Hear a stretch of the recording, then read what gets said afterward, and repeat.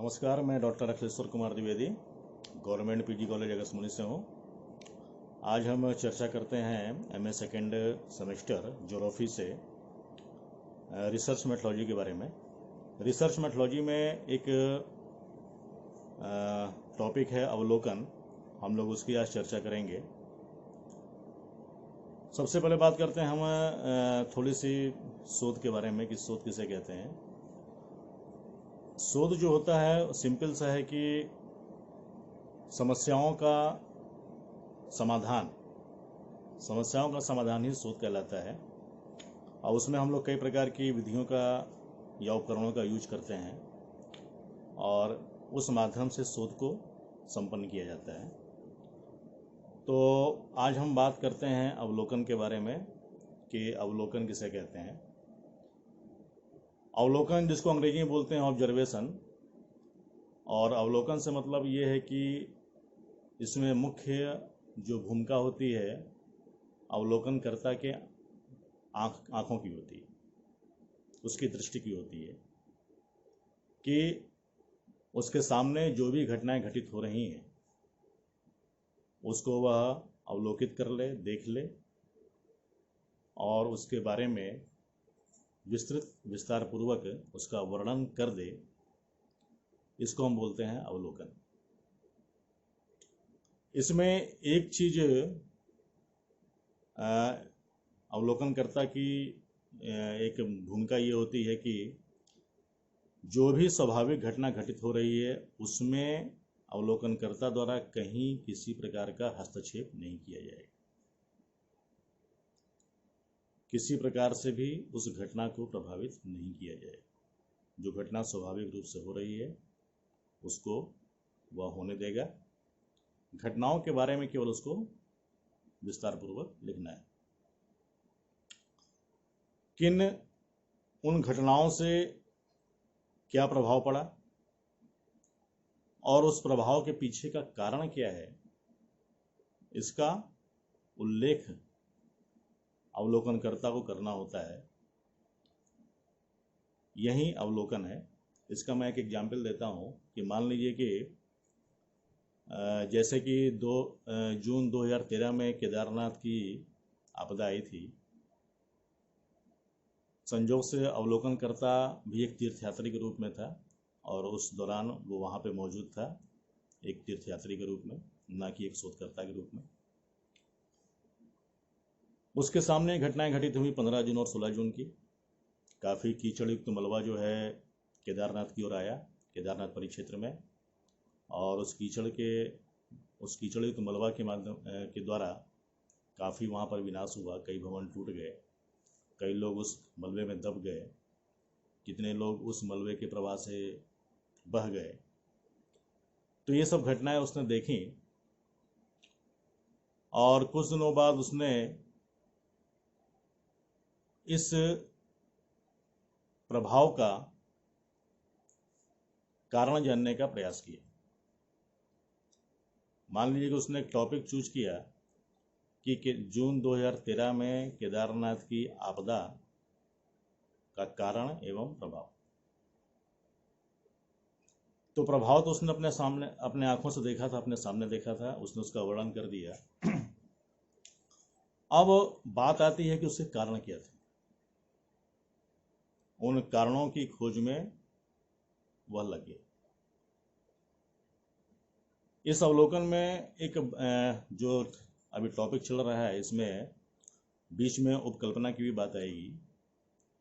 उपकल्पना किसे कहते हैं? उपकल्पना समस्याओं के समाधान करने के लिए जो आपने कारणों की तलाश की है, जिन कारणों के बारे में आपने सोचा है, उसको हम बोलते हैं उपकल्पना।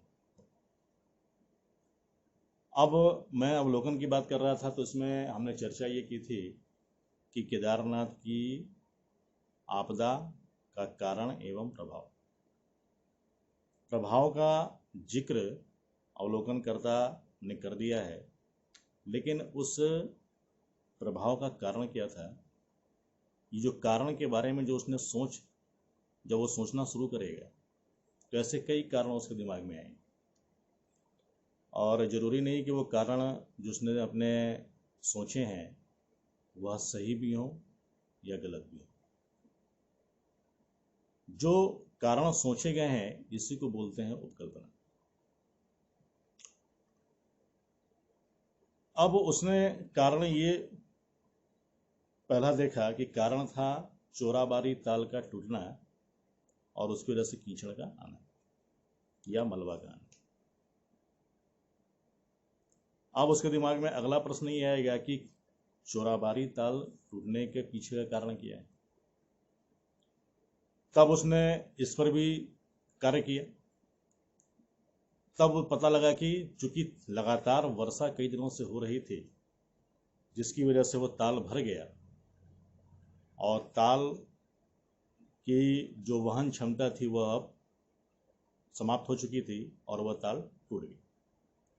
ताल टूटने की वजह से वो कीचड़, मलबायुक्त कीचड़ जो है वो केदारनाथ मंदिर परिक्षेत्र की ओर आ गया और जिससे उतनी तबाही हुई। अब मान लीजिए कि वो और गहराई से सोचता है कि आखिर उस वर्ष लगातार वर्षा क्यों हो रही थी। तो उसके पीछे फिर वह और भी प्रयास करेगा कारणों को खोजने की। हो सकता है कि मौसम विभाग देहरादून से भी संपर्क करे, मेट्रोलॉजिकल डिपार्टमेंट से संपर्क करे, उनके जो तथ्य हैं, उनके जो आंकड़े हैं, उनके जो रिसर्च हैं उनको भी वह समाहित करे। तो उसने उनके रिसर्च के मेट्रोलॉजिकल डिपार्टमेंट के रिसर्च से ये मिला था कि चूंकि उस वर्ष जो है लगातार मानसून बनते रहे जिसकी वजह से केदारनाथ परिक्षेत्र में या उत्तरी हिमालय क्षेत्र में लगातार बारिश होती गई और केदारनाथ की आपदा उस दौरान हो गई। तो मेरा कहने का मतलब है कि घटना के पीछे की कारणों की खोज करना और फिर उसको विस्तार पूर्वक उनका लिपिबद्ध करना, लिखना, उसकी व्याख्या करना, यही अवलोकन कहलाता है। साथ ही साथ मैंने उपकल्पना की भी बात की है। तो उपकल्पना जो होती है वह होती है जो कारण आपने सोचे हैं वह कारणों को ही उपकल्पना बोलते हैं। बाद में उन कारणों की टेस्टिंग होती है, उनका परीक्षण होता है कि क्या वो कारण सही थे या गलत थे, वो एक अलग बात है।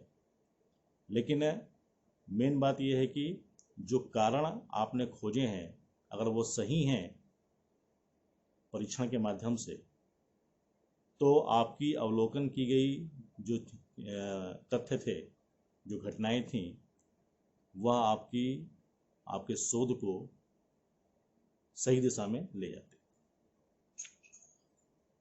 मैंने इसमें एक बात ये कही थी कि अवलोकनकर्ता को न्यूट्रल होना चाहिए, एक प्रकार से मूक दर्शक होना चाहिए। जो स्वाभाविक घटना घटित हो रही है उसमें कहीं कोई किसी प्रकार का अवलोकनकर्ता द्वारा हस्तक्षेप नहीं करना चाहिए। इसका सबसे अच्छा एग्जाम्पल है टीवी पत्रकार। टीवी पत्रकार कहीं भी कोई घटना हो रही होती है उसका लाइव टेलीकास्ट करते हैं और उसकी व्याख्या देते हैं। वह बीच में घटित होने वाली घटना में कोई प्रभाव या हस्तक्षेप नहीं करते। तो टीवी पत्रकारों का जो एग्जाम्पल है यह सबसे अच्छा एग्जाम्पल है अवलोकनकर्ता के रूप में कि अवलोकनकर्ता का कहीं किसी प्रकार का हस्तक्षेप उस स्वाभाविक घटना पे नहीं होगा। आज के लिए हमारा टॉपिक इतना ही था। नेक्स्ट वीडियो में हम चर्चा करेंगे अवलोकन के प्रकार के बारे में कि अवलोकन के कितने प्रकार होते हैं, अवलोकन के कितने स्टेजेस होते हैं, कितने चरण होते हैं, उसकी हम चर्चा करेंगे। तो आज के लिए इतना ही। धन्यवाद।